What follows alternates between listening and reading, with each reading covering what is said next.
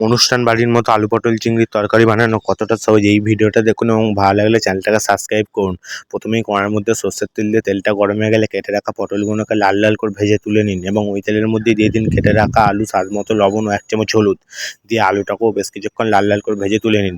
তারপর আগে থেকে নুন হলুদ মাখানো চিংড়ি মাছগুলোকেও তেলের মধ্যে ভালোভাবে লাল লাল করে ভেজে তুলে নিন। এবার একটা পেস্ট বানাতে হবে, তার জন্য নিয়ে নিয়েছি পোস্ত ও কাঁচা লঙ্কা, এটাকে অল্প পরিমাণে জল দিয়ে পেস্ট করে নিন এবং কড়াইয়ের মধ্যে সর্ষের তেল গরম হয়ে গেলে ফোড়নে দিন দারচিনি, লবঙ্গ, এলাচ, 1 চামচ জিরে, তারপর দিয়ে দিন কুচানো পেঁয়াজ। পেঁয়াজটাকে বেশ কিছুক্ষণ লাল লাল করে ভাজুন, তারপর দিয়ে দিন 1 চামচ আদা রসুন বাটা। তারপর আদা রসুনটা ভালোভাবে ভাজা হয়ে গেলে এখানে কিছু মশলা অ্যাড করছি, কাশ্মীরি লঙ্কা গুঁড়ো, হলুদ গুঁড়ো, তারপর দিয়ে দিন কুচানো টমেটো ও স্বাদ মতো লবণ দিয়ে ভালোভাবে মশলাটা কষান। তারপর দিয়ে দিন বেটে রাখা পেস্ট ও 1 চামচ ধনে গুঁড়ো।